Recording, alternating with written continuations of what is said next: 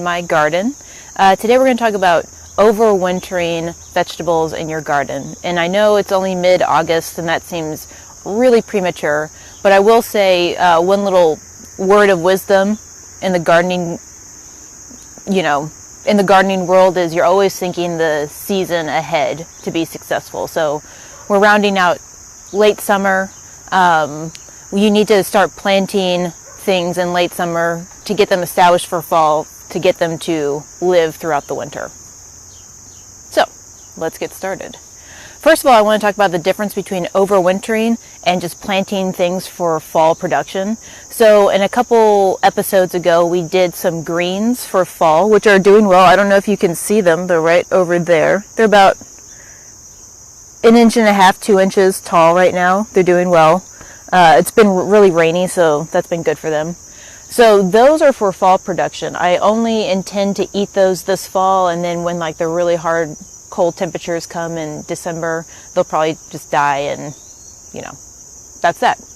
The things I'm going to plant today are going to live through those really cold temperatures, and in the case of what we're going to do today, we could harvest them over the winter when the ground thaws. We're going to do carrots today, or you wait the entire winter and very early next spring they kind of wake up and break dormancy and start growing again. So they'll be the very first things that you plant or that you harvest in 2021. So recap, overwintering is to plant things in late summer to harvest them in mild days of winter, or to wait the entire winter and harvest them very first thing next spring.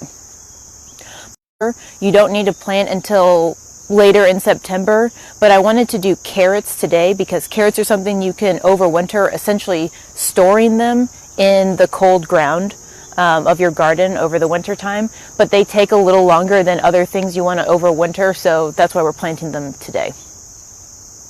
So let's get started.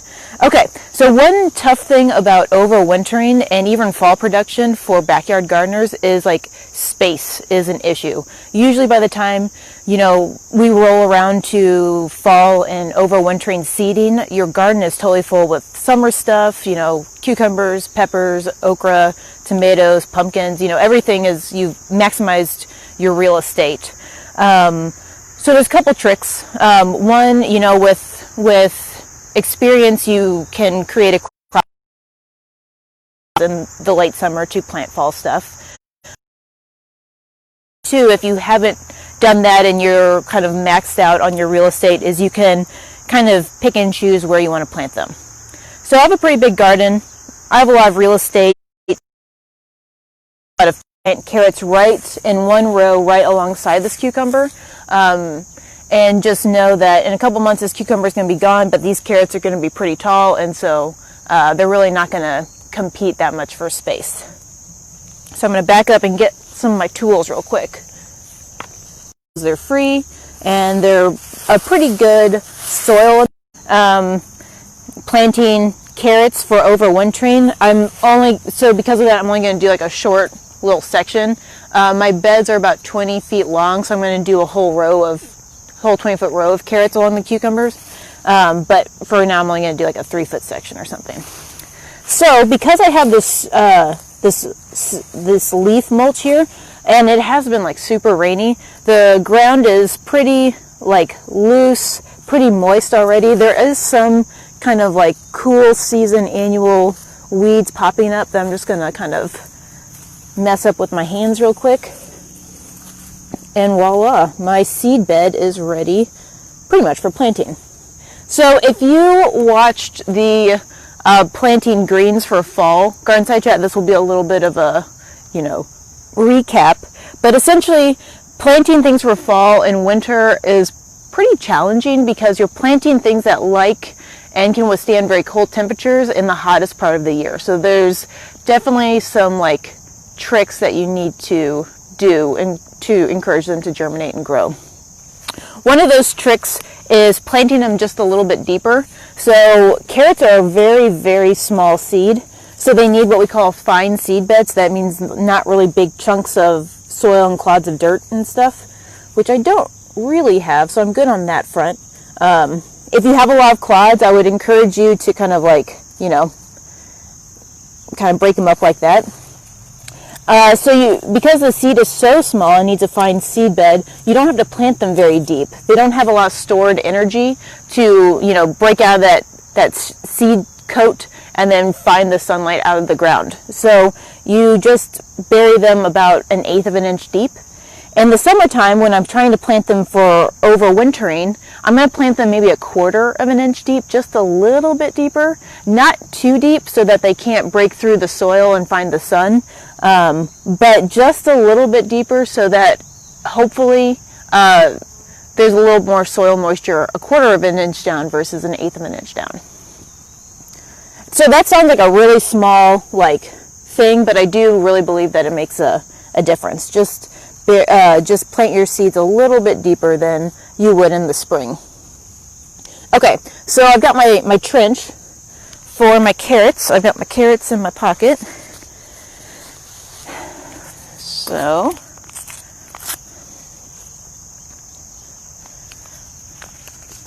I'm going to overseed these for a couple reasons. One, they're old seed, so they don't have great germination anyway. Two, it's in the summer, so it's not really when they want to germinate anyway. I guess those are the two reasons I'm going to overseed. So overseeding means I'm just going to plant way more seed than I actually want of carrots, and I'm going to thin them, which is nobody's favorite gardening chore, but is an important component to raising good carrots. So I'm just going to, in this trench, I'm just going to drop pretty thickly these seeds. So I don't know if you can tell, but I'm probably dropping a couple every 1/4 of an inch, 1/8 of an inch. So I'm doing it very thickly because this is just a really stressful year. Well, it's a stressful year, that's a Freudian slip. But it's a stressful time of year to plant cool weather-loving crops such as carrots.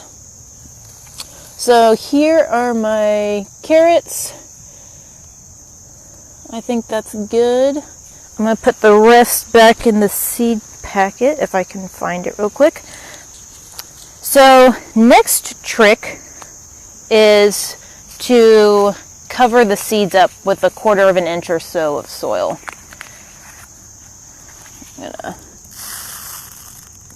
Okay. For carrots and lettuce, things that are really small, have really small seeds, I just kind of get little chunks of soil that I can find in my garden bed and kind of just break it up along the trench. The trench is a really important component for fall and overwintering seeding because the trench will allow water to, it will hold more water so that hopefully the seeds can germinate a little bit faster and easier. So you want to keep that trench. So I'm going to kind of push the side of my hand into the trench to give the, kind of firm up the soil around the seeds. In order for seeds to germinate, there can't really be air pockets around the seeds. You need soil to touch all sides of the seeds. So anyway, here I go. And you can hopefully see that, that there's a trench here in the soil. Okay. So another very important component of planting things for overwintering is watering them all the time. So I have my hose right here. So we'll water these a little bit, and hopefully you'll be able to see that the trench kind of fills with water, which is what I want.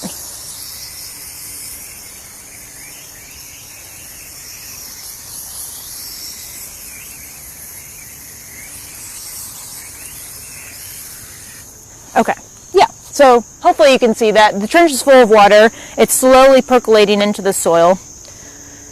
The next thing I'm going to do is I have a lot of critters in my garden. Oh my goodness. So I kind of use diatomaceous earth as a, insurance, because I know that ants are going to come and eat my carrots. Again, if you've watched these over the course of the season, you know my saga with ants and carrots, so I'm just going to preempt it by putting diatomaceous earth along the trench, just kind of like this.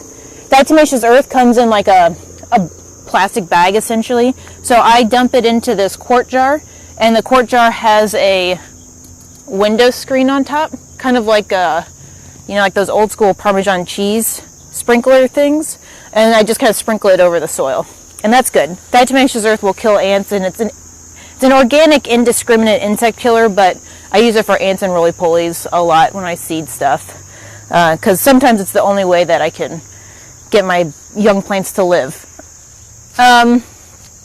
Okay, so carrots. Carrots have a very slow, kind of long lifespan. If you plant carrots this weekend and you water them every single day and make sure they don't get too hot, put some shade over them so the soil stays cool and moist if it gets really hot again, I still wouldn't be surprised if they don't germinate for 2 weeks, because they just take a long time. And then once they germinate, it can take at least a couple months for them to size up. And especially since we're growing them at the most stressful time of year for them, it's going to take them even longer than that to become good-sized carrots. So where the goal with overwintering carrots is to get them to size up before really cold temperatures in like December and January and February hit, because they pretty much go dormant at that time of year. And we want them to be big enough by then that you can just harvest them when the ground thaws in wintertime or first thing in the spring. So that's why it's really time sensitive if you want to overwinter carrots in your garden, to plant them pretty much now.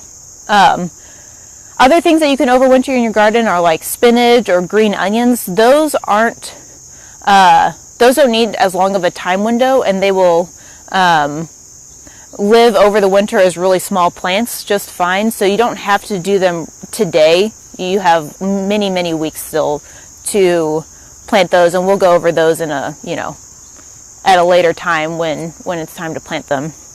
But carrots, because they take so long and they have to make that big taproot, take some time.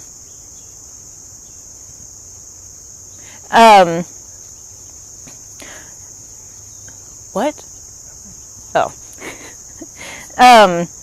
So overwintering carrots in particular is kind of along the lines of storing them in a root cellar. So the idea with overwintering carrots is they can go dormant in the cold soil and hold perfectly, as if you were to, much like if you were to harvest them, wash them, put them in a plastic bag, and put them in your crisper drawer in your fridge. So it can save refrigerator space, and it's kind of, I find it kind of to be like fun to go out on maybe kind of like a cold but day where the soil is not frozen and dig out some carrots in the middle of January.